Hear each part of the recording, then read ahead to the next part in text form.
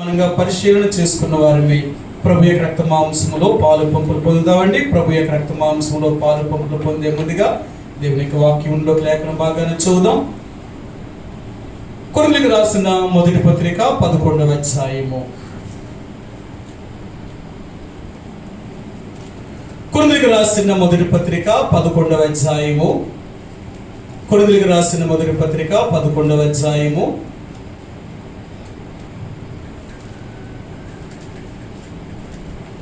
26వ వచనం నుంచి 29వ వచనం వరకు మార్చి 4 వచనాలను చదువుదామండి.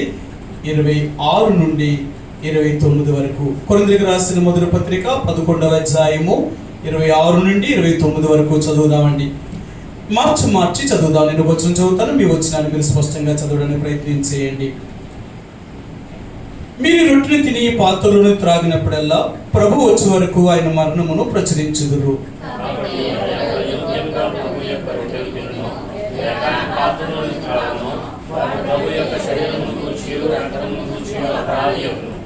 మీరు ఈ రొట్టెని కాబట్టి ప్రతి మనుషుడు తాను పరీక్షించుకునేవలను అలాగే చేసి ఆ రొట్టెని తిని ఆ పాత్రలోనిది త్రాగవలెను.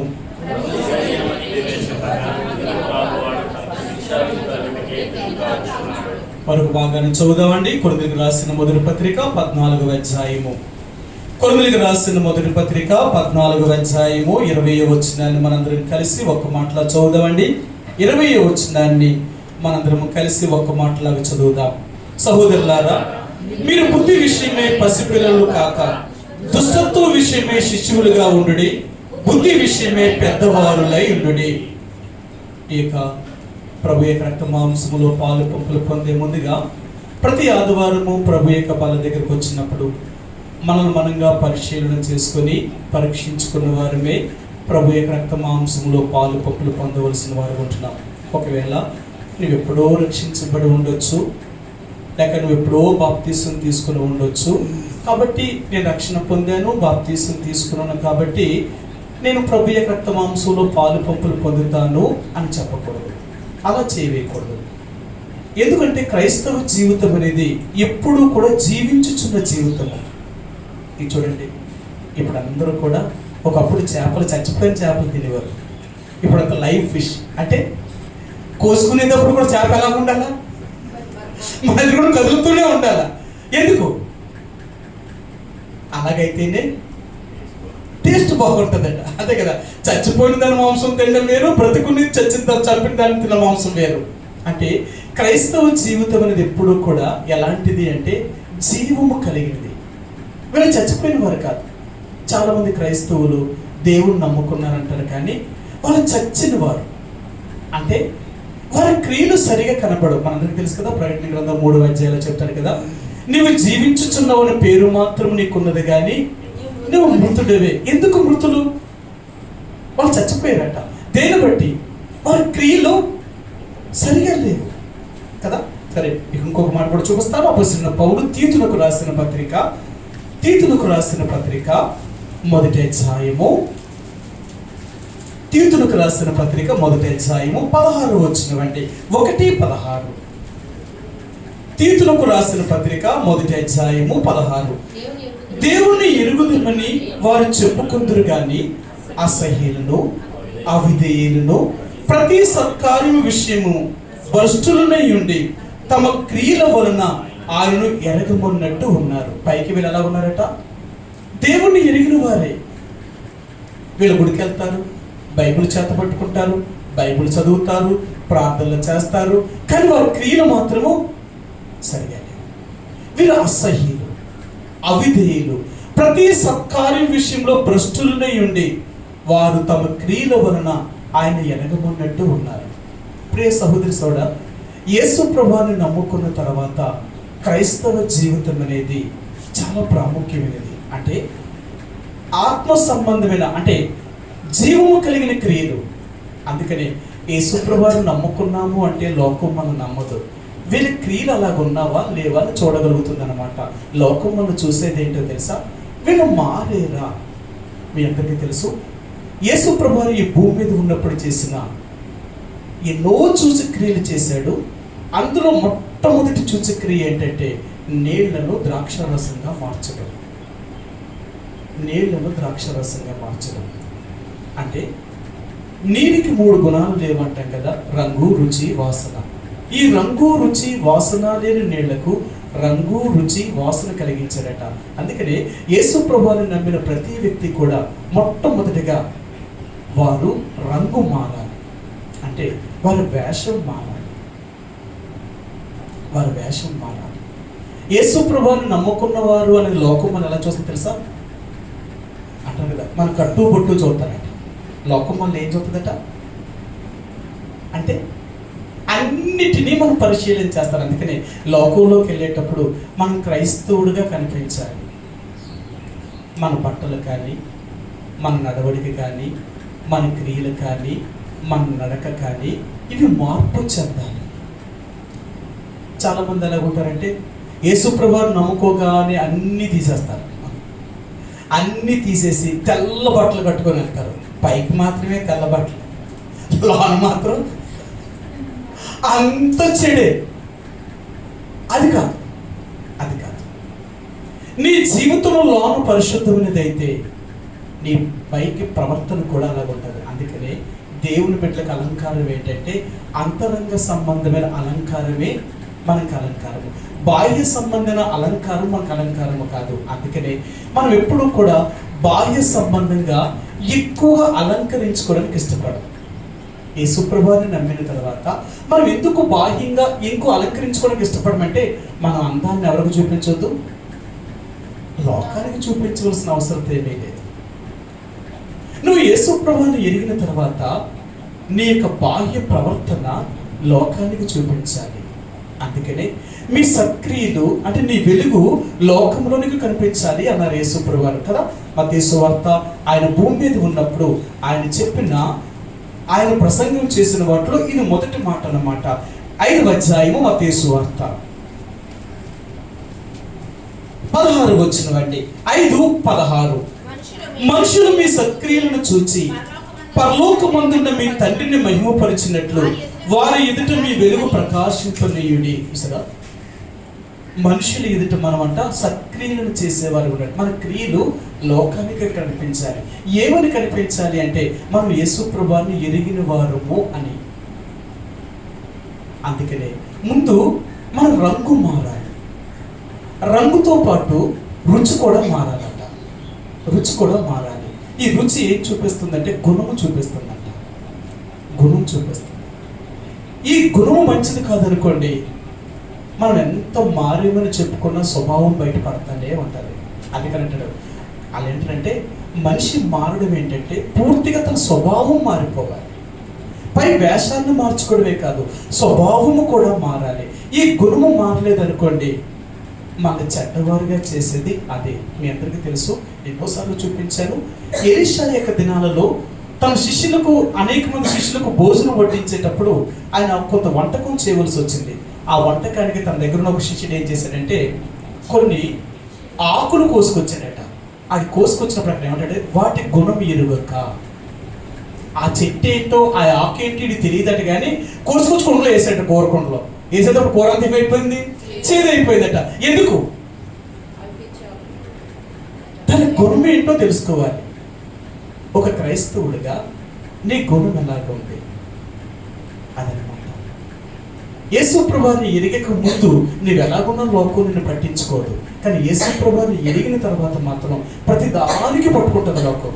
మీరు దేవుడు నమ్మారు కదా, మీరు దేవుడి గుడికి వెళ్తారు కదా, మీరు దేవుడి బిడ్డలు అన్నారు కదా, ఇలా ఉండకూడదు, అలా ఉండకూడదు, ఇది చేయకూడదు, అది చేయకూడదు అని అన్నిటికీ ఎందుకు మనల్ని చెప్తూ ఉంటారు? ఎందుకంటే మనం యేసు ప్రభువుని నమ్ముకున్న వారని కనుక ఆయన గుణాతిశయములను మనం ప్రచురము చేసేవారు. యేసు ప్రభువుకి గుణాతిశయాన్ని, యేసు ప్రభువుకి ఎలాంటి గుణాలు అయితే ఉన్నాయో ఆ లక్షణాలని మనము లోకంలో చూపించాలి. అందుకనే రెండవదిగా మన గుణము మారిపోవాలి. ఎప్పుడైతే నీ గుణం మారుతుందో నువ్వు ఎక్కడికి వెళ్ళినా నీ గురించి మంచి సాక్ష్యం చెప్తూ ఉంటాను అన్నమాట. ఈ సువాసన ఎలాగొస్తుందంటే నువ్వు ఎక్కడికి వెళ్ళినా నువ్వు చేసే క్రియలే నీ స్వభావం బట్టే నీకు మంచా చెడ్డ ఈ రెండు చెప్తారనమాట. ఒక వ్యక్తి మంచివాడు చెడ్డవాడు అని ఎలా చెప్తారంటే వాళ్ళు చేసే క్రియలు. అందుకని జీవించుచున్నామని పేరు కాదు కావాల్సింది, దేవుడు కావాల్సిందంటే నిజంగా నువ్వు బ్రతుకుతూ ఉంటే నీ క్రియలు ఎలాగున్నాయి. చాలాసార్లు చెప్తూ ఉంటాం ఏంటంటే చచ్చిన చేపట నీటి ప్రవాహంలో కొట్టుకుపోతూ ఉంటుందట, బ్రతుకున్న చేప నీటికి ఎప్పుడు ఎదురుతూనే ఉంటుందట. క్రైస్తవ జీవితం అనేది కూడా అలాంటిది. ఈ లోకానికి మనం ఎప్పుడు ఎదురీదే వాళ్ళమే తప్ప లోకానికి మనం కొట్టుకుని పోయేవాళ్ళం కాదు. అందుకనే యేసు ప్రభువుని నమ్మిన తర్వాత 3 పద్ధతులు మనం పాటించు. నేను ఎన్నోసార్లు మీకు చెప్పాను, నువ్వు యేసు ప్రభువుని ఎరిగిన తర్వాత ఈ 3 విషయాల్లో నువ్వు చచ్చిపోయిన వ్యక్తివు కాదు. యేసు ప్రభు విషయంలో నువ్వు జీవించే వ్యక్తిగా ఉండాలి.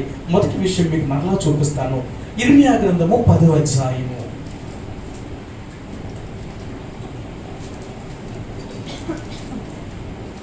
ఇర్మియా గ్రంథము 10వ అధ్యాయము 2-3 వచనాలండి. యెహోవా సెలవిచ్చుచున్నదేమనగా, అన్యజనుల ఆచారములను అభ్యసింపకుడి, ఆకాశమందు అగపడు సింహములకు జనములు భయపడును, అయితే మీరు వాటికి భయపడకుడి. మొట్టమొదటిగా నువ్వు యేసు ప్రభువుని ఎరిగిన తర్వాత అన్యజనుల యొక్క ఆచారములను నువ్వు అభ్యసింపకూడదు. ఎందుకు దేవుణ్ణి ఏర్పరచుకున్నాడో తెలుసా? లోకములో నుంచి ఎందుకు దేవుణ్ణి ఏర్పరచుకున్నాడు అంటే వాళ్ళ ఇష్టాన్ని నువ్వు నెరవేర్చకూడదని. మీకు ఒక మాట చెప్తాను. ఇశ్రాయేలు ప్రజలకు దేవుడు ఐగుప్తు దేశంలో తీసుకొచ్చి వారు కనాను దేశాన్ని ఇస్తానని చెప్పాడు. కనాను దేశాన్ని ఇవ్వడానికి దేవుడు అందరికీ దేవుడే కదా, నమ్మినా నమ్మకపోయినా ఆయన ఏం చెప్తాడు అంటే, నేను అందరి మీద నా సూర్యుని ఉదయింపచేస్తున్నాను, అంటే నీతిమంతుల మీదను అనీతిమంతుల మీద కూడా నా సూర్యుని ఉదయింపచేస్తున్నాను, వర్షమును పడేలాగా నేను చేస్తున్నాను, కాబట్టి నాకు అందరూ సమానమే అన్నాడు దేవుడు. మరి అలాంటిటప్పుడు కనాను దేశంలో అక్కడున్న ప్రజలను వెళ్ళగొట్టి వాళ్ళకి ఇశ్రాయేలు ప్రజలకు ఆ దేశం ఇవ్వడం ఏంటి? అది నేరం కాదా? కనానీలు సంపాదించుకున్న దేశాన్ని అది వాళ్ళది. ఆ దేశాన్ని దేవుడు వాళ్ళు వెళ్ళగొట్టి ఇశ్రాయేలు ప్రజలకు ఇస్తాను అంటున్నాడు. మరి ఇది స్వార్థం కాదా? నీకు అందరూ సమానమైనప్పుడు వాళ్ళని వెళ్ళగొట్టకూడదు. వీళ్ళకి దేశం ఇవ్వాలని కూడా వేరే దేశం నువ్వు ఇవ్వాలి, అంతేగాని ఒకరు సంపాదించుకుని నువ్వు ఇవ్వడం ఏంటి అంటే, కనానీలకు ఆ దేశం ఇచ్చాడు కానీ కనానీలు దేవుని యొక్క మర్యాదను తప్పారు. అక్కడ అంటాడు, ఇశ్రాయేలు ప్రజలకు ఆ కనాను దేశం ఇచ్చే ముందు ఏం చెప్తాడంటే, అక్కడున్న 7 జాతుల వారిని కూడా ఆ దేశము కక్కివేసిందట. ఎందుకు కక్కేసింది? వారి క్రియలు బాగోలేదు. వాళ్ళ క్రియలు బాగోలేదు. ఏం బాగోలేదు? మీకు మాట చూపిస్తాను. వాళ్ళు చేసిన క్రియలు ఎలాగున్నాయో చూపిస్తాను మీకు. లేవీకాండము 18వ అధ్యాయము. లేవీకాండము 18వ అధ్యాయము మొదటి 2 వచనాలండి. మరియు యెహోవా మోషేకి ఇలాగ సెలవిచ్చెను, నేను మీ దేవుడినైన యెహోవానని నీవు ఇశ్రాయేలుతో చెప్పుము. మీరు నివసించిన ఐగుప్తు దేశాచారము చెప్పున మీరు చేయకూడదు. నేను మిమ్మల్ని రప్పించుచున్న కనాను దేశాచారం చెప్పున మీరు చేయకూడదు. వారి కట్టడలను బట్టి నడవకూడదు. మీరు నా విధులను గైకొనవలెను, నా కట్టడలను బట్టి నడుచుకున్నటకు వాటిని ఆచరింపవలెను. మీ దేవుడినవి యెహోవాను నేను. ఇంకా అక్కడి నుంచి ఈ 6వ వచనం నుంచి ఆ 7 జాతుల వారు ఎలాంటి క్రియలు చేశాడో అక్కడ చెప్పాడు. వాళ్ళు ఎంత దుర్మార్గమైన పనులు చేశారో అక్కడ చెప్పాడు. మీరు అలాగే చేయొద్దు. నేను ఎందుకు వాళ్ళు నా దేశంలో నుంచి బయటికి తరిమేస్తున్నాను అంటే, వాళ్ళు చేసిన క్రియలు నా దృష్టికి సరైనవిగా లేవు కాబట్టి ఆ దేశం నుండి వాళ్ళని తరిమేస్తున్నాను. అదే దేశాన్ని మీకు ఇవ్వబోతున్నాను. అక్కడికి మీరు ప్రవేశించిన తర్వాత ఆ దేశం మిమ్మల్ని కక్కివేయకున్నట్లుగా మీరేం చేయాలా? ఎవరి ఆచారము మీరు ఆచరించకూడదు. అక్కడ అన్నాడు, మీరు విడిచి వచ్చిన ఐగుప్తీయుల యొక్క ఆచారము చేయకూడదు. ఈ కనానీయులు ఏ దేశానికి వచ్చారో ఆ దేశం యొక్క మర్యాదను మీరు ఆచరించకూడదు. మరి ఎప్పుడు ఎవరు చేయాలా? నేనేం చెప్పానో అది మీరు చేయాలి. నేనేం చెప్పానో అది మీరు చేయాలి. నా ఆజ్ఞలను, నా కట్టడలను మీరు అనుసరించాలి అన్నాడు ఆయన. అక్కడున్న ప్రజలు అలాగా అనుసరించకపోవడం వల్ల వాళ్ళు బయటికి గెంటేశాడు. ఈరోజు యేసు ప్రభువుని ఎరిగిన నువ్వు నేను కూడా రక్షించబడ్డాము, మారు మనసు పొందాము, దేవుడు మందిరానికి వెళ్తున్నాము అని చెప్తున్నాం, కానీ మన క్రియలు ఎలాగున్నాయి? మనం దేవుణ్ణి ఎరిగిన వారు మనం చెప్పుకుంటున్నాం, మనము ఆయనకి తగినట్లుగా మన క్రియలు ఉన్నాయా? లేకపోతే మనం పరలోక రాజ్యంలో ప్రవేశించలేమండి. అందుకనే క్రైస్తవుడు అంటే జీవము కలిగిన వాడు. చచ్చిన వాడికి బ్రతికిన వాడికి ఏమైనా తేడా ఉందంటారా? చచ్చిన వాడికి బ్రతికిన వాడికి తేడా ఉంది అంటే ఒకసారి ఇలా చెప్పారు. ఎలాగంటే ఇప్పుడు రాజీవ్ గాంధీ బొమ్మ, ఇందిరాగాంధీ బొమ్మ, అంబేద్కర్ బొమ్మ, ఇలాంటి విగ్రహాలు ఎన్నో విగ్రహాలు పెట్టారు. నిజంగా మీరు చూస్తే విగ్రహాలన్నీ కూడా మనిషిలాగే ఉంటాయి, వాళ్ళు ఎలా కూడా అలాగే ఉంటాయి. కానీ ఆ బొమ్మల మీదకి ఎన్నో పక్షులు వచ్చి వాళ్తున్నాయి, రెట్టలు వేస్తున్నాయి, కానీ ఆ బొమ్మ ఏమీ చేతలేదు. కానీ పక్షులకి ఏం తెలిసిపోతుంది?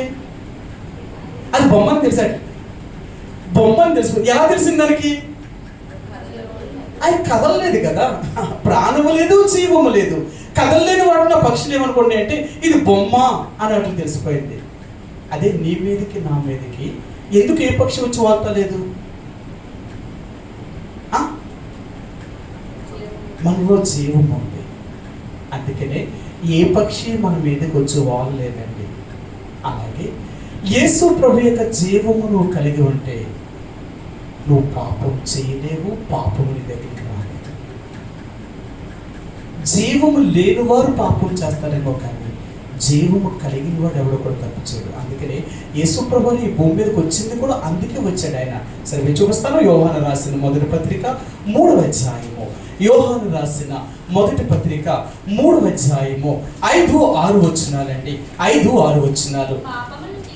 పాపములను తీసివేయుటకే ఆయన ప్రత్యక్షం ఆయనని మీకు తెలియను, ఆయన యందు పాపమేమీ లేదు, ఆయన యందు నిలిచి ఉండేవాడు ఎవడును పాపము చేయడు, పాపము చేయవాడు ఎవడును ఆయనను చూడను లేదు, ఎరుగును లేదు.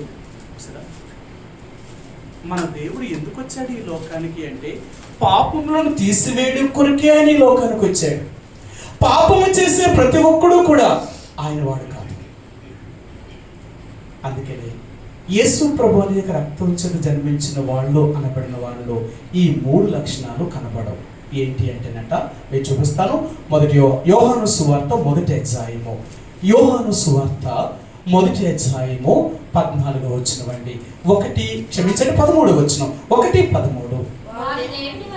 వారు దేవుని వలన పుట్టిన వారే గాని రక్తము వలనను శరీరేచ్ఛల వలనను మాంసేచ్ఛల వలనను పుట్టినవారు కారు. వీరు దేవుని వలన పుట్టినవారు. దేవుని వలన పుట్టిన వారిలో 3 లక్షణాలు కనపడవట. 1 వారు రక్తం వలనను, 2 మనుచేచ్ఛ వలనను, 3 శరీరేచ్ఛల వలనను వీరు పుట్టినవారు కారు.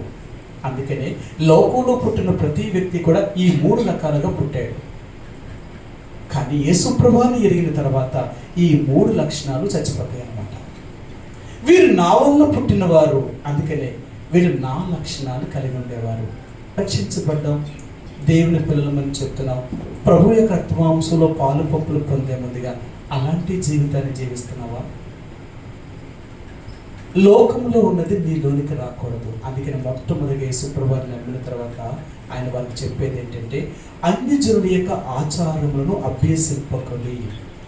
నువ్వే రోజునైతే యేసు ప్రభువుని ఎరిగావో ఆ రోజు నుంచి దేవుణ్ణి ఎరగిన వారు ఆచరించే ఆచారాలను నువ్వు ఆచరించకూడదు.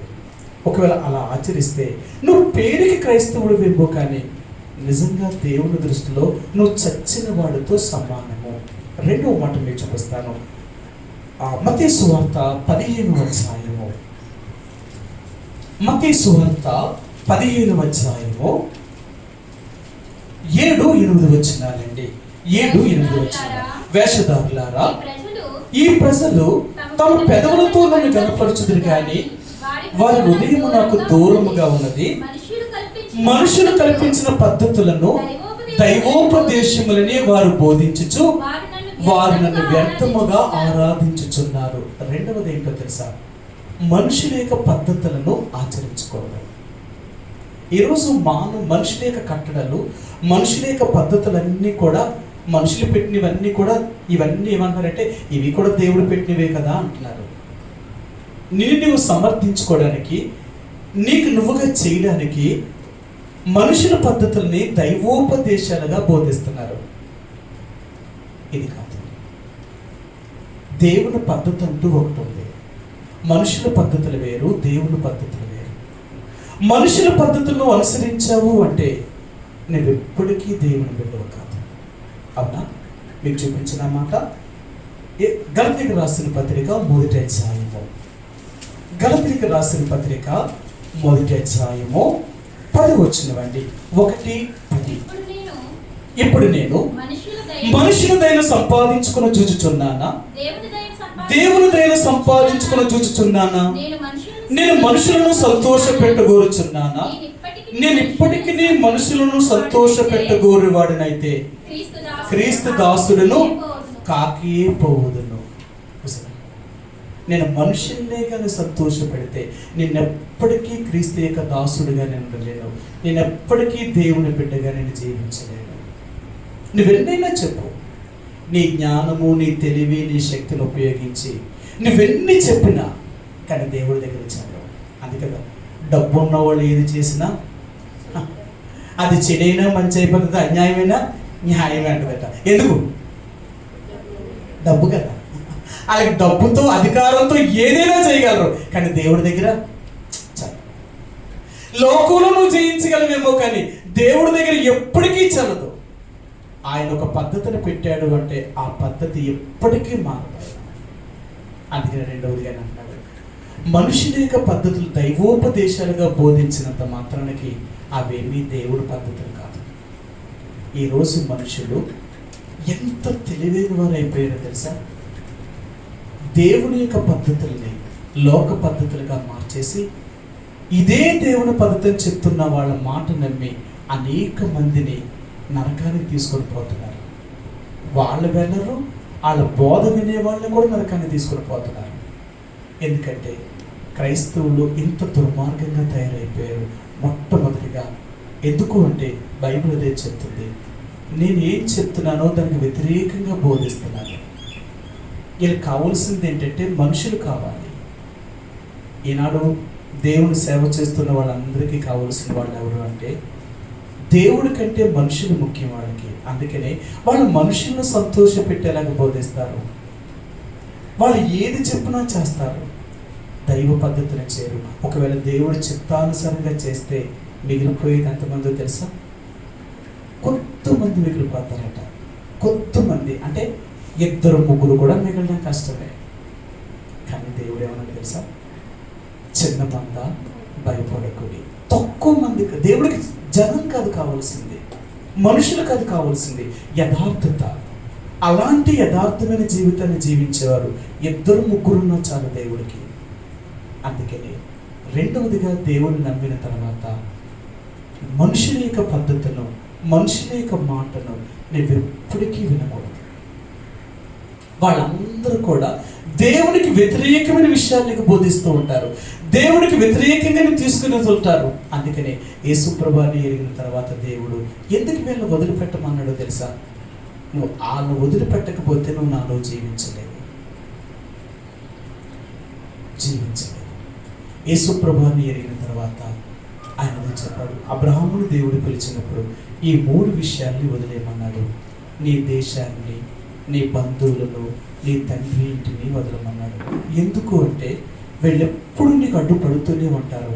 ఎందుకు దేనికి అడ్డుపడతారంటే నువ్వు ఆత్మీయంగా దేవుని వెంబడించలేవు. నువ్వు దేవుడు అన్నావా, వాళ్ళు నిన్ను ఒంటరిగా చేసి నిలబడతారు.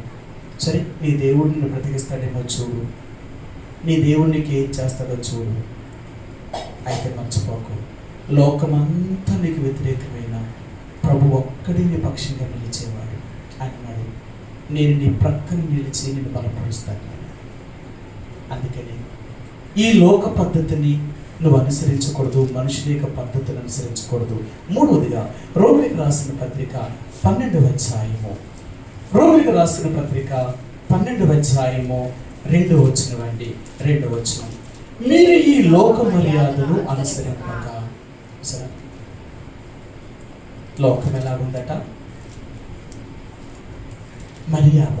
ఏంటి మర్యాద? ఇచ్చుకోడు, పుచ్చుకోడు. మర్యాద అంటే ఏంటంటే వాళ్ళు ఇచ్చారంటే మనం ఇవ్వాలి. ఏది ఇచ్చిన దేన్ని తృణీకరించకూడదు, ఏది ఇచ్చినా తీసుకోవాలి. అందుకని ఇప్పుడు మన సహవాసం ఏమైపోయింది తెలుసా? అంటే మనం ఎలాగైపోయింది తెలుసా? లోకంలో ఉన్న వాళ్ళు ఏది ఇచ్చినా మనం తీసుకుంటాం. కారణం ఏంటి? అలా కాదు అంటే మనల్ని బ్రతకనివ్వరు. అందుకని ఈ లోక మర్యాదను అనుసరిస్తామన్నమాట. ఈ లోక మర్యాద ఏంటి అంటే దేవునికి విరోధంగా చేయడమే ఈ లోక మర్యాద. అర్థమైందా? అందుకని యేసు ప్రభువుని ఎరిగిన తర్వాత నువ్వు ప్రభు యొక్క రక్తమాంసంలో పాలు పంపులు పొందుతున్నావు అంటే ఈ 3 విషయాల్లో నిజంగా నువ్వు మార్పు చెందావు. లోకం నిన్నేమేననుకొని, లోకం నీ గురించి అంత చెడుగానే చెప్పుకొని, ఎందుకో తెలుసా? లోకం నీ గురించి చెడుగా చెప్పుకుంటుందనే చెప్పాడు దేవుడు. నేను ఎప్పుడు మంచిదంత లోకం అంటదా? లోకం మనల్ని ఎప్పుడు మంచోళ్ళు అంటారు తెలుసా? వాళ్ళ పద్ధతిని అనుసరిస్తే మనం మంచోళ్ళు అంటది. వాళ్ళ పద్ధతిని అనుసరించలేదనుకోండి, లోకంలో మనందరూ ఏమంటారు? మనం చాలా చెడ్డలు. అందుకన్నాడు, నా నిమిత్తము లోకం మిమ్మల్ని హింసించి కదా. అది చెప్పా మత్తయి సువార్త 5వ అధ్యాయంలో ఆయన ఏం చెప్పాడంటే, నా నిమిత్తము జనులు మిమ్మల్ని నిందించి హింసించి మీ మీద అబద్ధముగా చెడ్డ మాటలలో పలుకున్నప్పుడు మీరు ధన్యులు. ఎప్పుడు మనం ధన్యులు అంట? మనం ఎవరి చేత నిందించబడదు, అందరికీ మంచి చేయాలి. అది మనం ఎవరి దృష్టిలో ఏమవ్వకూడదట? చెడ్డలు అవ్వకూడదు, అందరికీ మంచి. నువ్వు అలాగే చేసావనుకో దేవుడి దృష్టిలో చెడిపోతావు. అందుకని బైబిల్ ఏం చెప్పింది? మనుషుల దృష్టిలో ఏదైతే ఘనముగా ఎంచబడుతుందో అది దేవుని దృష్టిలో అసహ్యమైనది. మర్చిపోకు. నువ్వు రక్షించబడ్డాను అంటున్నావు, ప్రభు యొక్క రక్తమాంసంలో పాలు పంపులు పొందుతున్నావు, నువ్వు దేవుని బిడ్డను అని చెప్తున్నప్పుడు ఈ 3 విషయాల్లో నువ్వెంత జాగ్రత్త కలిగి ఉన్నావు? 1, అన్యజనుల యొక్క ఆచారం అభ్యసించకూడదు. 2, మనుషుల యొక్క పద్ధతిని నువ్వు అనుసరించకూడదు. 3, ఈ లోక మర్యాదను అనుసరించకూడదు. అర్థమైందా? ఇశ్రాయేలు ప్రజలకు దేవుడు చెప్పాడు, అలాంటి వారికి ఎట్టి పరిస్థితుల్లో కూడా మీరు మరి మర్యాద చేయొద్దు. అంటే మీకు ఒక మాట చెప్తాను, మర్యాద అంటే ఏంటో చెప్తాను. ఎలీషా దినాలలో షూనేమీరాలకి పిల్లలు లేరు. షూనేమీరాలు అతని కొరకు ఒక మేడ గదిలో ఇల్లు కట్టించింది. ఆ గదిలో అన్ని పెట్టించి మనకు తెలిసిందే. ఆయన అడిగాడు, అమ్మ ఎందుకు మాకు ఇంత ఉపకారం చేసావు, అసలు నీకు ఏమైనా కావాలంటే చెప్పు, నేను రాజుని అడుగుతాను. అప్పుడు ఆమె ఏమన్నదంటే, అయ్యా నాకు ఏం అక్కర్లేదు, నేను నా బంధువుల మధ్య నా స్వజనుల మధ్య ఉంటున్నా, నాకు నీకు అక్కర్లేదు అని చెప్పింది. అప్పుడు ఆయన అన్నాడు, గెహాజీ చెప్పాడు, అయ్యా ఈమెకు పిల్లలు లేరు అన్నాడు. సరే, మరుసటి ఏడు ఇదే సంవత్సరం నువ్వు ఒక మగబిడ్డని కంటావు అని చెప్పాడు. సరే, ఆమె కన్నది. అయితే ఆ బిడ్డ పెరిగి పెద్దవాడైనప్పుడు చచ్చిపోయాడు కదా. ఎప్పుడైతే బిడ్డ చచ్చిపోయాడో ఆ బిడ్డని ఎలీషా యొక్క రూమ్లో తీసుకుని మంచం మీద పడుకోబెట్టి ఆమె గాడిదని సిద్ధం చేసి తన పనివాడితో ఎలీషా దగ్గరికి వెళ్ళాను, కొండ మీద దగ్గరికి వెళ్ళింది. సరే, ఎలీషా దూరము ఉండగానే షూనేమీరాలను చూసి గెహాజీతో చెప్పాడు, గెహాజీ ఆ షూనేమీరాలు వస్తుంది, ఏం జరిగిందంటావు? ఏమైనా జరిగితే ముందు దేవుడు నాతో చెప్తాడు, నాతో చెప్పలేదు, ఏదో జరిగింది, అందుకే ఆమె అంత స్పీడ్గా నా దగ్గరికి వస్తుంది, గాడిద త్వరగా తోలుతుంది, ఇల్లు అసలు ఎందుకు వస్తుందో కనుక్కొని కొండ దిగి అన్నాడు. సరే, గెహాజీ వెళ్ళాడు, అవును కలుసుకున్నాడు. అమ్మ ఎందుకు వస్తున్నావు అంత త్వరగా, ఏమైంది ఏంటి, దైవజనుడు అడగమన్నాడు. ఏంటో చెప్పు నీ సమస్య అని చెప్పింది. నేను నీతో చెప్పను, ఆయనతోటే చెప్తాను. సరే, ఎలీషా దగ్గరికి వెళ్ళింది. ఆయన అడిగితే చెప్పింది, ఎందుకు నన్ను మోసం చేశాను? నన్ను బిడ్డ కావాలని అడిగానా? నేను అడగలేదు కదా. బిడ్డ పుడతాడు అని చెప్పావు. సరే, బిడ్డ పుట్టాడు. పుట్టిన తర్వాత బిడ్డ బ్రతకాలి కదా. ఇప్పుడు ఈ వయసులో బాలుడిగా ఉన్నప్పుడు 5 సంవత్సరాల వయసులో ఇప్పుడు బిడ్డ చచ్చిపోయాడు. ఇప్పుడు ఎందుకు నన్ను నమ్మించి మోసం చేసావన్న తల్లి ఏడ్చినప్పుడు ఎలీషా అన్నాడు, గెహాజీ నువ్వు రా అని చెప్పి ఎలీషా చేతులున్న కర్రను గేహాజీకి ఇచ్చాడు. ఈ కర్ర పట్టుకొని ఆ బిడ్డ దగ్గరికి వెళ్ళి ఆ కర్రను ఆ బిడ్డ మీద పెట్టు, ఆ బిడ్డ బ్రతుకుతాడు అన్నాడు. చెప్పాడు అలా, నువ్వు కర్ర పట్టుకుని వెళ్ళి ఆ బిడ్డ మీద పెట్టు, బిడ్డ బ్రతుకుతాడు అన్నాడు. అయితే వెళ్ళే ముందు ఒక మాట చెప్పాడు. ఏం చెప్పాడంటే, నీకు నమస్కారం చేసిన వారికి ప్రతి నమస్కారం చేయొద్దు. నేను ఎవ్వరికి నమస్కారం చేయకూడదు, ప్రతి మర్యాద నువ్వు చేయకూడదు, కాబట్టి నువ్వు అలాగే వెళ్ళు అన్నాడు. పాపం గేహాజీ వెళ్తుంది కానీ ఎలీషా శిష్యుడు కదా, అందరికి నమస్కారం చేస్తా ఉంటే ఈడు ప్రతి నమస్కారం చేయడం మొదలెట్టాడు. చేశాడు. ఆ గదిలోకి వెళ్ళాడు. ఎలీషా కర్ర పెట్టాడు కానీ బిడ్డ బ్రతకలేదు. అయ్యా, నువ్వు చెప్పినట్లు చేశాను కానీ బిడ్డ బ్రతకలేదు. ఎలీషా అన్నాడు, నేను చెప్పినట్టే చేసావా? మీరు చెప్పినట్టే చేశాను, కర్ర పట్టుకెళ్ళాను, బిడ్డ మీద పెట్టాను కానీ బిడ్డ బ్రతకలేదు. గేహాజీ, నువ్వు మార్గంలో చేసిందేంటి? నేను నీకు ఏం చెప్పాను? నా కర్రను చేత పట్టుకొని వెళ్తున్నావు అంటే నా అధికారం అది, దేవుడు నాకు ఇచ్చిన అధికారం అది, అది నీకు ఇచ్చాను. నువ్వు దేవుని యొక్క అధికారాన్ని తీసుకొని నువ్వు వెళ్తున్నప్పుడు మనుషులకి ఎవ్వరికీ నువ్వు ప్రతి మర్యాద చేయకూడదు. నువ్వు చేయకూడదు. ఎందుకో తెలుసా? మనం దేవుని ప్రజలు. లోకం చేసే ప్రతిదానికి ప్రతి మర్యాద చేయకూడదు. ఇది కదా మనం చేసినట్టే. వాళ్ళు చేశారంటే మనం చేయాలి కదా, వాళ్ళు వచ్చారంటే మనం వెళ్ళాలి కదా, అది ఇచ్చారంటే మనం ఇవ్వాలి కదా. ఇదా నీకంటూ ఒక పద్ధతి లేదా? నీకంటూ కట్టుబాటు లేదా? నీకంటూ ఒక మర్యాద లేదా? నువ్వెవరు పెట్టివి? మర్చిపోకు, నువ్వు వెళ్ళే ప్రతి చోట దేవుడి నామాన్ని అవమానపరచవద్దు. దేవుడి నామాన్ని అవమానపరిచావు అంటే దానికి తగిన శిక్షను అనుభవించాలి. అందుకనంటే మనం ప్రతి చోటకు వెళ్ళకూడదు, ప్రతీదీ తినకూడదు. అంతేనా? మనకంటూ కొన్ని కట్టుబాట్లు ఉన్నాయండి. దేవుడు ఊరికినే చెప్పలేదు. ఇశ్రాయేలు ప్రజలు ఏం చేశారో తెలుసా? దేవుడు చెప్పిన దానికి అవిధేయత చూపించారు. ఇంకొక మాట మీరు చూపిస్తాను. కీర్తన గ్రంథము 106వ కీర్తన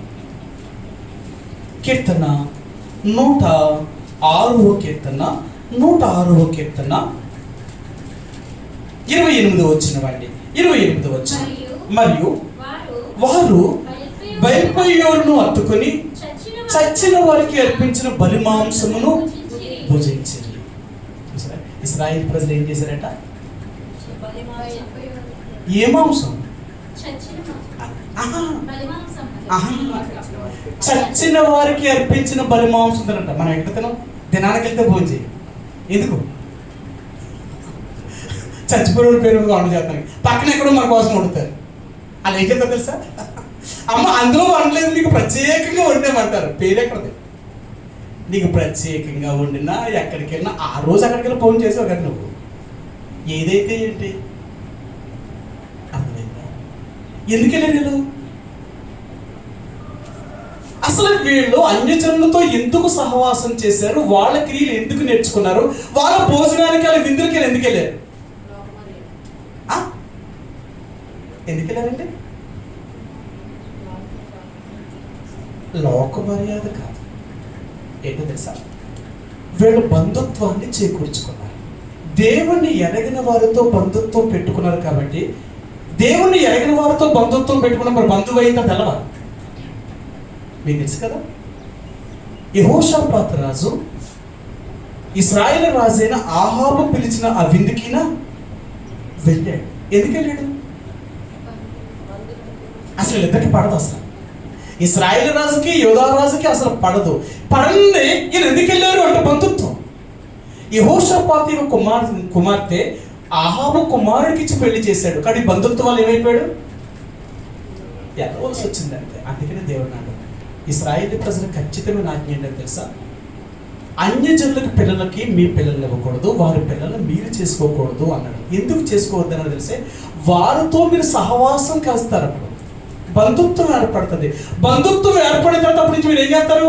వాళ్ళు చెప్పేవన్నీ మీరు చెయ్యాలి. ఇంకా మా తప్పదండి, మేము దేవుణ్ణి నమ్ముకున్నాం, మేము ఇలాంటి చెయ్యము అలాంటి చెయ్యము, మేము ఇలాంటి అంటే ఏమంటారు? అది ఎప్పుడు చెప్పాలి? నువ్వు పెళ్లి కాకముందు చెప్పాలి. మరి పెళ్ళి అయిన తర్వాత నేను అచ్చేయని ఇచ్చేయనంటే ఏమంటారు? మాకు చేయవలసిందే, నువ్వు చేయవలసిందే. నువ్వు దేవుడిని నమ్మేవా దయ్యాన్ని నమ్మో మాకు అనవసరం. మాకు పెట్టవలసిందే, నువ్వు ఇవ్వాల్సిందే, పెట్టవలసిందే. అది ఏదో నువ్వు అప్పుడు ఆలోచించాలా. అప్పుడు నువ్వు మరి ఇలాంటివి చేయనప్పుడు నువ్వు దేవుడి బిడ్డలకే చేయొచ్చుగా. లోకస్తులకి ఎందుకు చేస్తాం, అన్యులకి ఎందుకు చేస్తాం? మేము దేవుడిని ఎరగిన వారమో నీకు తెలుసు కదా. అంటే మా ఆస్తిని మా డబ్బుని చూసి చేసుకున్నావా? ఆలోచించవా?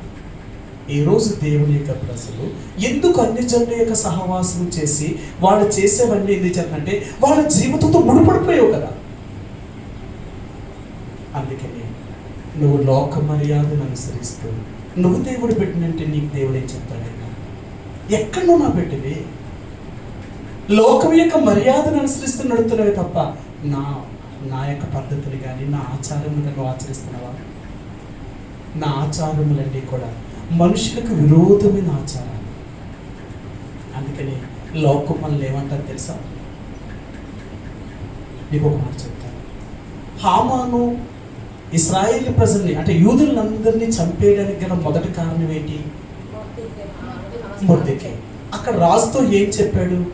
ఒక మాట అన్నాడు, రాజా మన దేశంలో ఒక తెగవారు ఉన్నారు. ఈ తెగవారు ఎలాంటి వారు అంటే లోకమంతా ఒకటి చేస్తే వీళ్ళు దానికి వ్యతిరేకంగా చేస్తారు. మనకు వ్యతిరేకులు వీడు కాబట్టి ఇలాంటి వాళ్ళు మనం బ్రతకనే కూడా చంపేయాలన్నాడు. అంతేనా? అదే చెప్పడం. మీరు ఇస్తే నుండి చెబితే వాళ్ళ గురించి ఇచ్చిన సాక్ష్యం ఏంటంటే వీళ్ళు లోకంలో ఉన్న జనులందరూ చేసే పద్ధతులకు ఆచారములకు వీరు వ్యతిరేకులు. వీళ్ళు ఎప్పుడు అలా చేయరు. వీళ్ళు మనం ఏది చేస్తామో దానికి వ్యతిరేకంగా వీళ్ళు చేస్తారు. అలాంటి జనం బ్రతకను కూడా చంపేయమన్నాడు. దానికి కావలసిన ద్రవ్యం అంతా నేనే ఇస్తాను, నువ్వు ₹1 కూడా ఇవ్వద్దని చెప్పాడు. రాజు కూడా ఆడ మాటలు నమ్మే సరే అన్నాడు. కానీ దేవుడు ఉన్నాడు వాళ్ళతో. అది మర్చిపోకు. మన పద్ధతులన్నీ కూడా లోకానికి వ్యతిరేకమైన పద్ధతులు. అందుకని ఈ లోకములో ఏ రోజునైతే యేసుప్రభువుని నమ్మేమో ఆ రోజు నుంచి ఈ మూడింటిని విసర్జించేసాం. మనకు అక్కర్లేదు. ఈ లోకంలో మనకు దేవుడు ఉండగా ఇంకెవరు మనకు అక్కర్లేదు.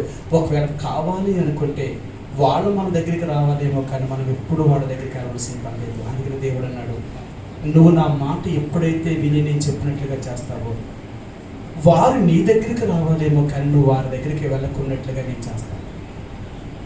అది మన దేవుడు. కాబట్టి దేవుని బిడ్డగా ప్రభు యొక్క రక్త మాంసంలో పాలు పంపులు పొందే ముందుగా మనల్ని మనం పరిశీలన చేసుకున్నాం. రక్షించబడ్డాం, దేవుని పిల్లలు అంటున్నాం. మనం ఎవరు చెప్పినట్లుగా నడుస్తున్నాం, దేని ప్రకారంగా జీవిస్తున్నాం.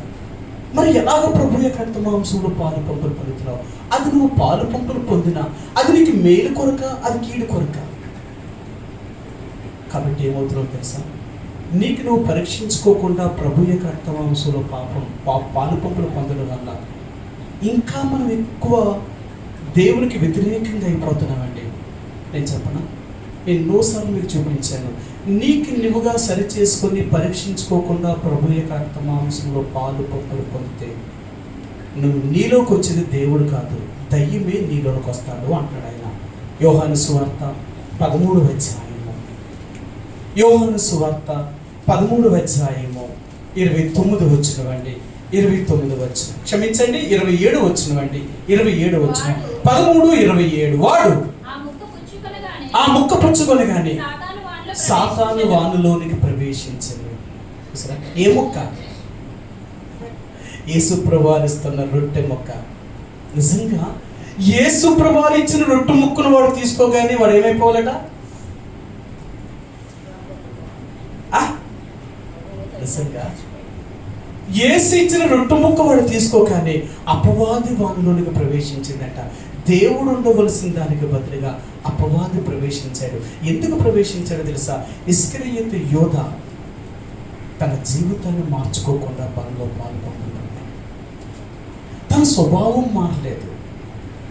ఆయన గురించి అంటాడు, వీడు దొంగ అంటాడు యేసుప్రభువు. ఎప్పటి నుంచి తెలిసే యేసుప్రభువు వీడు 12 మందిలో ఒకటిగా చేరినప్పటి నుంచి వీడు ఇలాంటి వాడని యేసుప్రభువుకి తెలుసున్నా ఆయన వాడిని ఎక్కువగా ప్రేమించాడు. మారుతాడేమో అని, కానీ తన స్వభావం మారలేదు. అందుకని వాడు ఆ రొట్టె ముక్క పుచ్చుకొని కానీ అపవాది వారిలోకి ప్రవేశించాడు. ఈరోజు నువ్వు పరీక్షించుకోకుండా ప్రభు యొక్క రక్త మాంసంలో పాలు పంపులు పొందడం వల్ల ఇంకా ఎక్కువగా భక్తిహీనులుగా మారిపోతున్నాం. ఎందుకు మారిపోతాం తెలుసా? నువ్వు అయోగ్యంగా పాలు పంపులు పొందడం వల్ల దేవుడనే భయం పూర్తిగా పోతుంది నీకు. ఎందుకు పోతుందో తెలుసా? నువ్వు చేసిన తప్పులకి శిక్ష రావట్లేదు కా. దేవుడంటే భయం ఎప్పుడు వస్తుంది? చేసిన దానికి శిక్ష వెంటనే వచ్చేసింది అనుకున్నప్పుడు భయపడిపోయి మనం తప్పు చేయకుండా ఉంటాం. చేసిన తప్పుకి శిక్ష రాకపోవడం వల్ల అలాగే చెప్తారులే, మన పని మందే, వాళ్ళ పని అంతే, మనం చేయవలసినవి మనం చేసేసుకోవాలి, మనం చేసేది చేసేసుకోవాలి, ఇలా చేసుకుంటూ వెళ్ళిపోతున్నావు. చూసా, నువ్వెన్ని చేస్తున్నా దేవుడు నేనేం అంటలేదు తెలుసా? ఎందుకంటలేదు తెలుసా? జాగ్రత్త, నీ శిక్షను నువ్వే రెట్టింపు చేసుకుంటున్నావు. ఇప్పుడు ఈ రోజులు ఎలాంటివో తెలుసా? బైబిల్ గ్రంథంలో ఒక మాట అన్నాడు, పాపము ఎక్కడ విస్తరిస్తుందో కృప అక్కడ అంత అపరిమితముగా ఉంటుందట. అదేంటది? పాపం ఉన్న చోట కృప ఉండకూడదు. ఏముండాలా? శిక్ష ఉండాలా. కానీ పాపం ఉన్న చోట ఇక్కడ ఏముంటుందట? కృప. ఎంత ఉంటుందంట? ఇంక నువ్వు అనుకునే దానికి ఎక్కువ ఉంటుందట. ఎందుకు? ఆయన కృప అపరిమితముగా ఉండడం వల్ల మనం ఇంకా ఎక్కువగా చెడిపోతాం. అందుకే దేవుడు ఒకరోజు నేను ఎందుకు సహనం కలిగి ఉన్నాను అంటే, నీ శిక్షను నువ్వే పెంచుకుంటున్నావు, నీ శిక్షను నువ్వే పెంచుకుంటున్నావు. అందుకని యేసు ప్రభువారు ధర్మశాస్త్రము కంటే ఈయన ఇంకా కఠినమైన ఆజ్ఞలు ఇచ్చాడు. బైబిల్లోకి మాట్లాడాడు. నన్ను అడిగితే ధర్మశాస్త్రమే యేసు ప్రభువారి కంటే మేలైంది. కారణం ఏంటో తెలుసా? తప్పు చేసే ప్రతి ఒక్కడు ఏం చేయాలా? బలర్పించాలి. ఒకవేళ బలర్పించలేదు అనుకోండి, ఒకవేళ అంతకంటే ఎక్కువ తప్పు చేశాడు అనుకోండి, వాడి శిక్ష, మరణ శిక్ష విధించేస్తాడు. వాడు చేసిన తప్పుకి మరణ శిక్ష విధించారు కాబట్టి ఇప్పుడు వాడికి ఏమైపోయింది? శిక్ష పోయింది. ఇప్పుడు శిక్ష పోతే ఏమవ్వాలి? పరలోకం వెళ్ళిపోవాలి.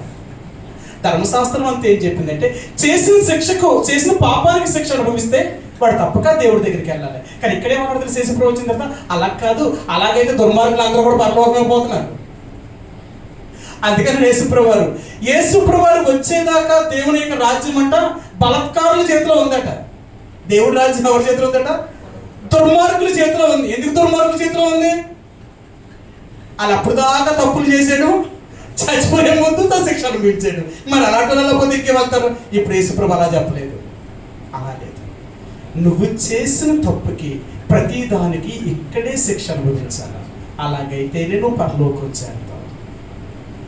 నీకు శిక్ష రాలేదు అంటే, నువ్వు ఎన్ని తప్పులు చేస్తున్నావు, నీకు శిక్ష రాలేదు అంటే, నువ్వు చచ్చిన తర్వాత నీకు శిక్ష ఉంది.